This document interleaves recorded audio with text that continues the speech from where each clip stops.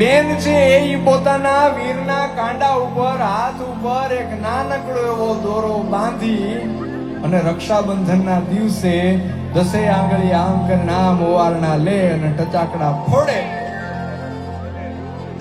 અને ટચાકડા ફોડે ત્યાં વીરની માથે ભાઈની માથે હજારો ગાઉ દૂર કોઈ મુસીબત હોય કોઈ દુખાવાનું હોય ને તો યાની ભાંગીને ભૂકો થઈ જાય. ઈ તાકાત છે બેનની રાખડીમાં, ઈ તાકાત છે બેનના ઓવારણામાં, ઈ તાકાત છે બહેનના આશીર્વાદમાં.